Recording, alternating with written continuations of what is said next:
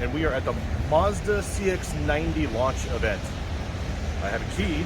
This is the plug-in hybrid, and today we're going to go from Embarcadero all the way to Sonoma. We're going to test out how the hybrid works. It's pretty exciting. It's a 2.5 liter turbo hybrid. So all-wheel drive, all that jazz. Let's get in the car and figure this thing out.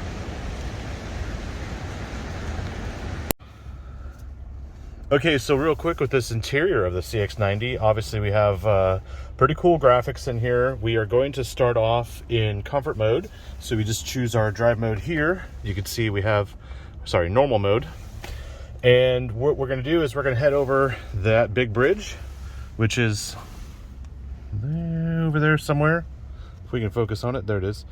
And we're gonna get out of downtown San Francisco, and we're gonna end up hitting some twisty roads and having some fun times. So from that perspective, this is what the interior looks like. And we got a spanking big panel roof. Yeah.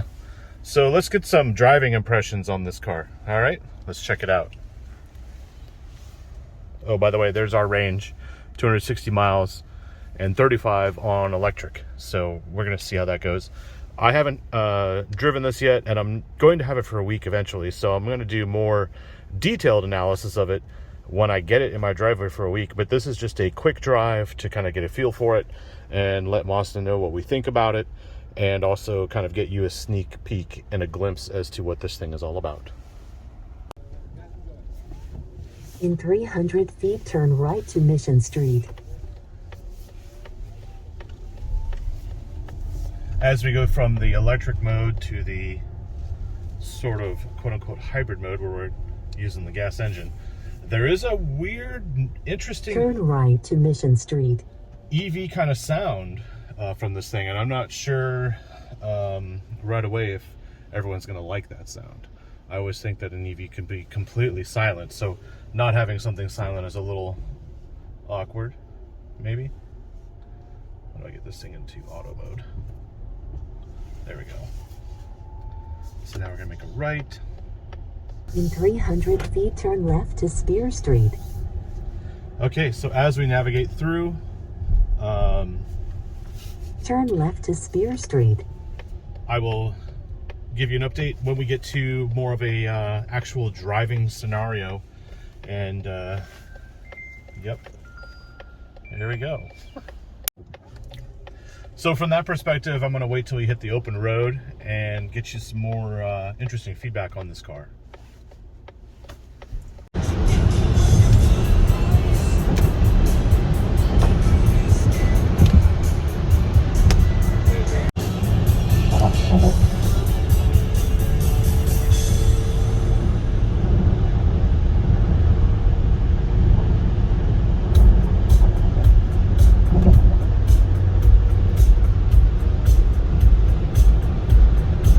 We've been in EV mode. We're supposed to be driving in this mode for a couple miles, and basically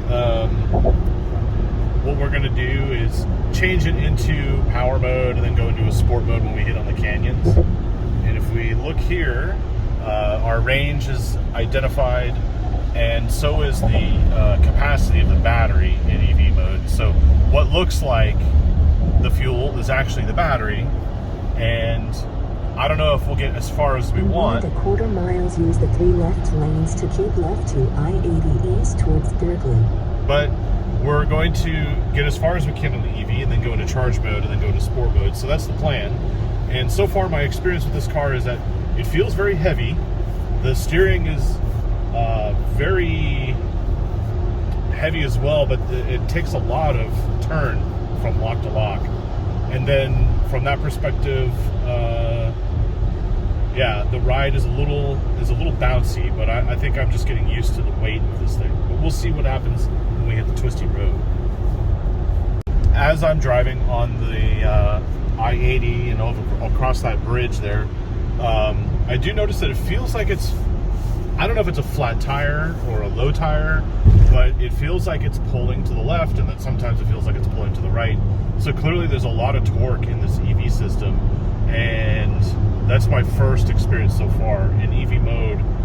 It seems to wander a little bit on the highway, And we'll see as we get further out to more open road, when I could really open this thing up, what its characteristics are like. I don't know if it's me just picking up that, being very sensitive, or if it's the lane keeping assist maybe doing something. We'll have to discover that as we go along. But right now it's hard to keep in a straight line.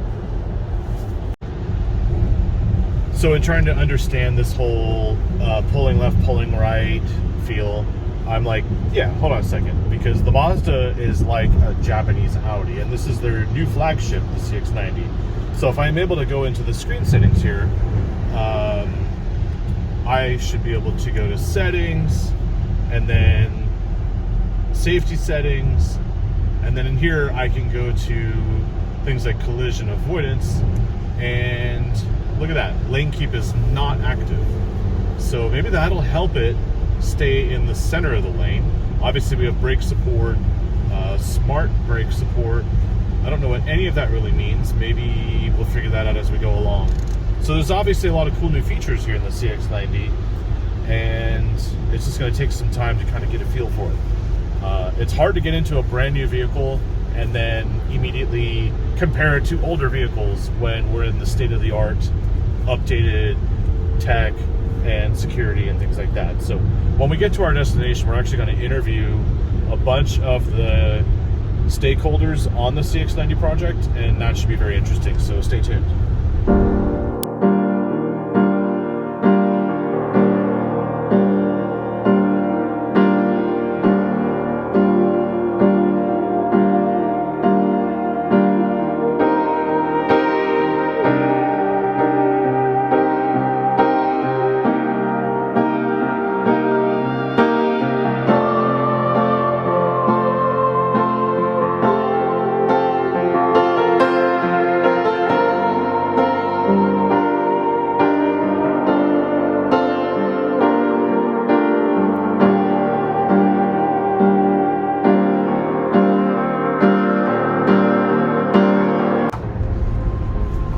Okay, so we're now on the other side of whatever water that was, and they want us to go into charge mode so that we can charge getting up into the mountains, whatever pass that's going to be, and then we'll get into sport mode there. So I just want to give you a recap.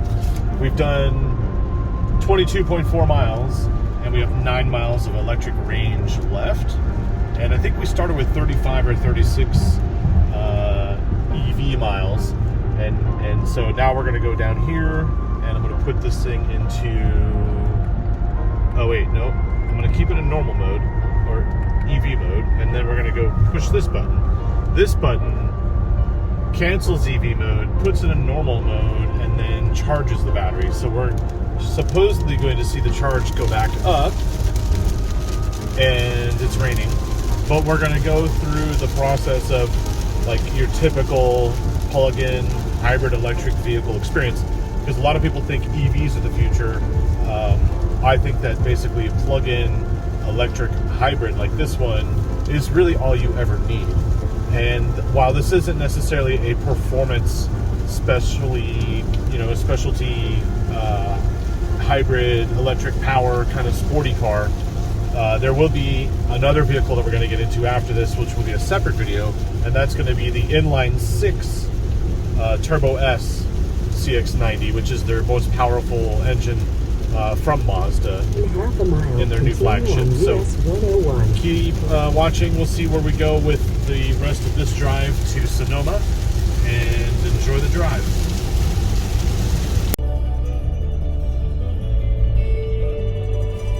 Now we're kind of heading into the hills, and we're going to go into sport mode real soon, and I don't know when we're supposed to do it, but I'll check the map and look at it. But just look at this scenery. This is incredible. I don't care what kind of weather we have today. This is what it's all about. All right, so we just pulled over in this area so that we can get some shots of the car, put it on Instagram, and now we're gonna go get in the car, hit sport mode, and head straight to the ranch or vineyard, wherever we're going.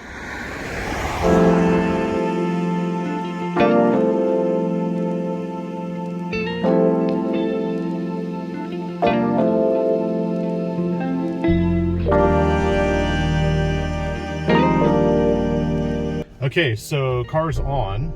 we're gonna go down here and switch it to Sport. There we go. I don't know if we can be in charge mode and Sport at the same time.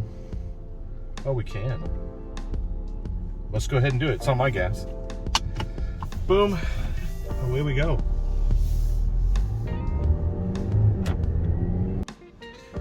Okay, so we're at this point where we have to head closer. We're gonna go to whatever it's called over there.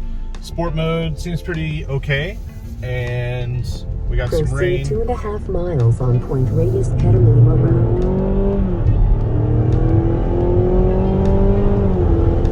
So it's the 2.5 liter turbo. You get the CX-5 and the Mazda 3, and basically it's also supplemented with the hybrid system with the EV motor, and it really puts its power down. I think earlier when I was having the issue going in a straight line, it seems to have corrected itself. I think it's because the tires are brand new, and when people talk about break-in periods on new cars, it's really not for the engine anymore. There's so many improvements in engine design and build quality that it's not about wear and tear on the engine. It's really about your tires. And you need a break-in period when you get new tires, no matter how old your car is, because those tires have oils on them and they tend to need to wear in a little bit. So I think that was the initial issue. That problem has solved itself, and that's got to be it. I don't know how many miles this car has on it. It doesn't actually show here in this display, and I'm busy driving it and having a good time. So let's just continue onwards and hit this winery or whatever it's called. We're not going to drink and drive, obviously, but we're going to have lunch. Part of the importance of having good tires is so that you have traction and grip in all the weather conditions. So there you go. Aw, hell no. It be hailing, y'all. We're in a brand new CX-90 and there's nowhere to hide. So the problem is I can't go faster to get out of it because look at that. The roads are icy. And the best part is I have an emergency contact on this sheet that I can contact and notify all the other CX-90 drivers behind me. But because we're in this part of Marin or wherever, there's no cell phone reception. It's really coming down. That's just hail. It's not even rain. Dang. Okay. If it's not one thing, it's another.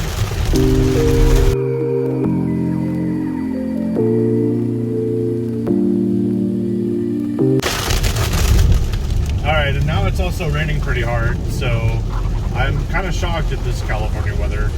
I don't know if anyone's prepared for this, but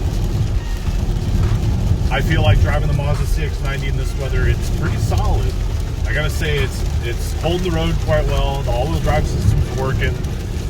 Out there in those hills over there with the hail, I didn't really notice the actual ground had actual ice on it. It just seemed like virtual reality. And now here I am on the 101, of course in a construction zone. Why wouldn't we be? And it's fairly smooth, fairly quiet, and we're just plowing through this inclement weather, and I don't really feel affected by it. So this being a plug-in hybrid electric vehicle, and you've got the turbo and it spools, we also actually have, and I just noticed, the electric motor kicks in. If you see here in the tachometer, when I put my foot down, it says boost, which I'm assuming means that it's throwing more juice at the whole drivetrain to... I think we're stopped up here. Man, it just never ends. It never ends here in California. Blind spot monitoring. Oh, it's more ice. Oh no, it's an accident. That's an accident. Dear God. I think that was the Audi that just passed us when I was talking about inclement weather. You'd have to go back in the video and check, but this is the kind of nuts shit we're driving through right now. Gnarly.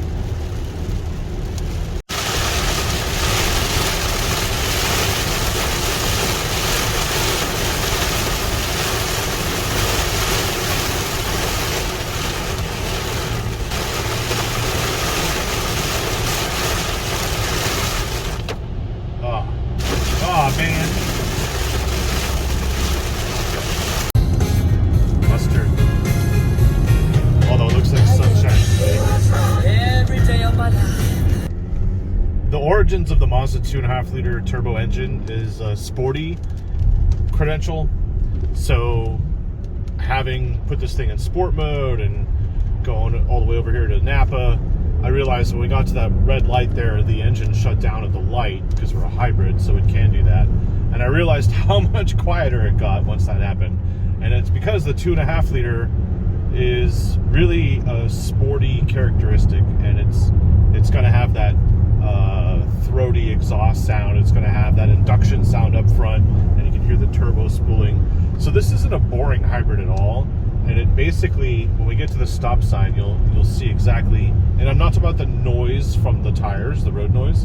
I'm talking like just in general, when it stops. You hear that? It's silence. And so that engine, when it shuts down, you start to realize, oh yeah. Okay, so it's not just like a luxury crossover SUV thing. It's a legit sporty 3-row SUV. As a gigabajillionaire and you drive back to your estate in Sonoma, if you had it on charge mode, you would find that you have 23 miles of electric range now. And with that range, you've successfully went from 9 to 23 since you left the city and used less than a quarter tank of fuel. And you have pretty much 2/3 of electricity left. So congratulations on that. And once we figure out where we're going, we will solve that problem. Yeah, that was the wrong gajillionaire house. This is the right gajillionaire house. So basically, now that we're here, the drive, it drives like I would expect a performance-based hybrid to drive. And when you get back to your ranch, you know that you have the ability to drive in the city on pure electric. So one day in San Francisco, when they ban gas cars, you can still get down there and get around. Okay, you thought I was going to forget to show you the price. I haven't. Here we go. In the folio. Boom. Sneak peek on the price. So we are in the plug-in hybrid.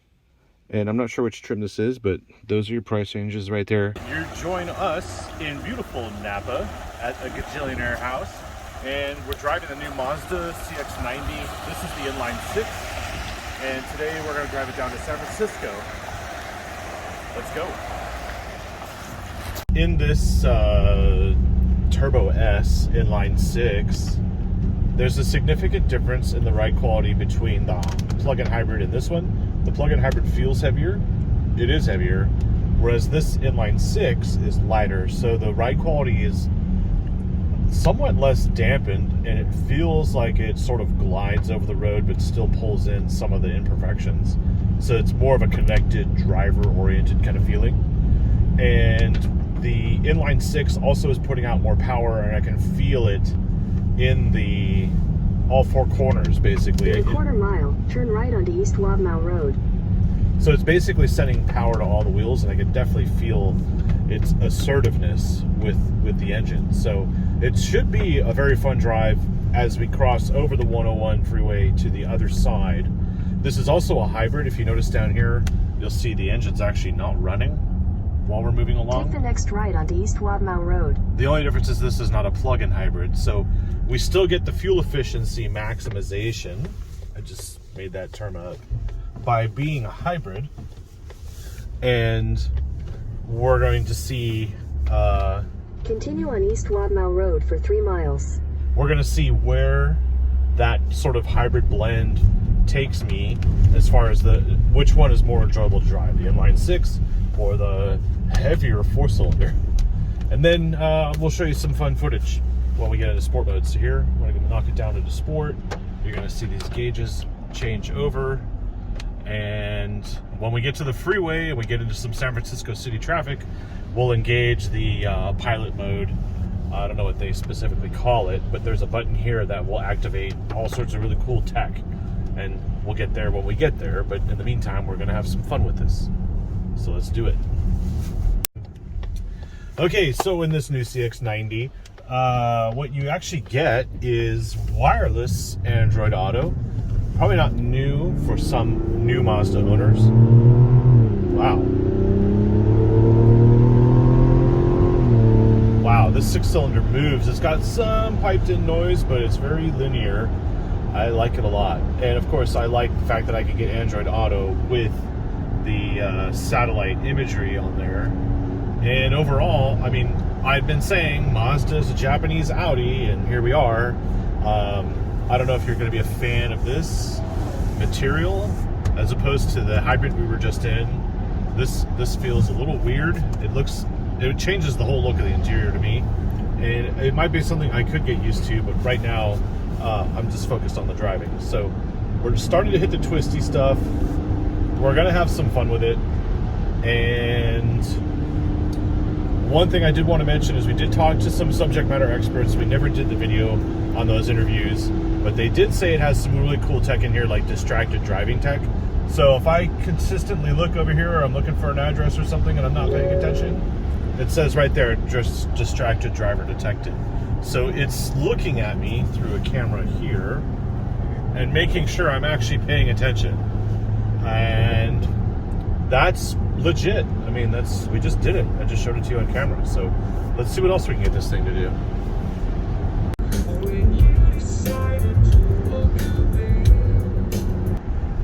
Okay, so the slight issue is there's some inclement weather up in the mountains and we can't take the curvy roads.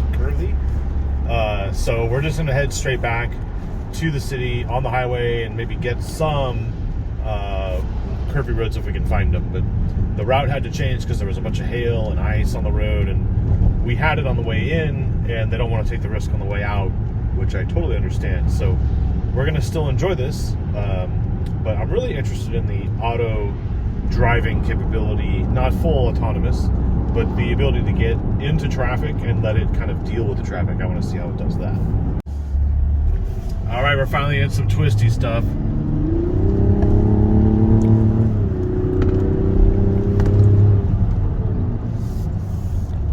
It feels very planted. There's a little bit of body roll. I'd probably tell them there's too much body roll based on just how it feels. There's a higher center of gravity, obviously. This actually has a longer wheelbase than the previous CX-9 that this is replacing. That Mazda guy up there is hard to catch. But we got him. Anyway, we're having some fun here. I don't know where we are. We're there.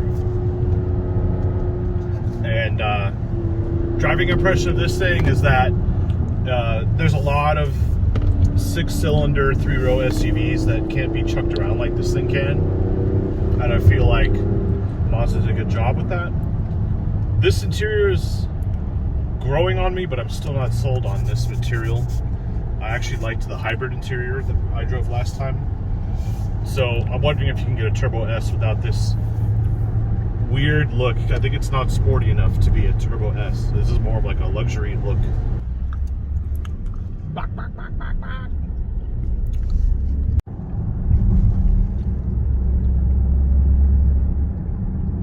Nothing better than to be on a road like this behind a bus. Oh, dang.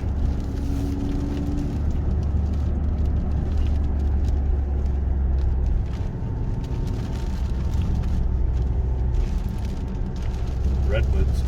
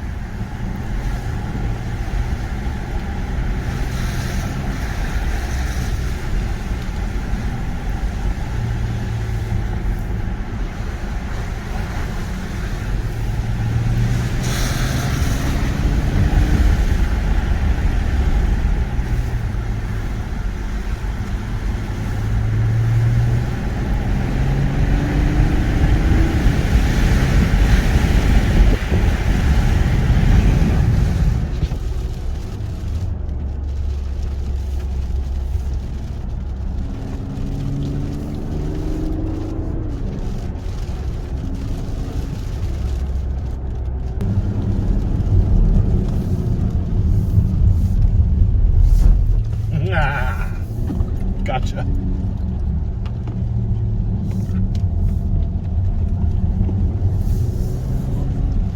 It actually feels like a smaller car when you push it that hard. Alright, so as we're getting closer to downtown, the city of San Francisco, we've gone up and down some hills, and I have to say this thing is not really fazed by hills. The inline 6 just powers right up them, and it has enough engine braking to modulate the speed going down the hill too.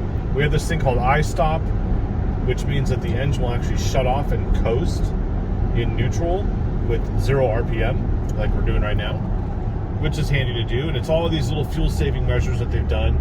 And I wouldn't say that this is like a fuel efficient run we're doing here. Apparently we're averaging 21.5 mpgs. We're not even trying really. And as we get closer, the traffic's building up, as you can tell. We're gonna start getting into the tech stuff with this drive feature. So we're almost there.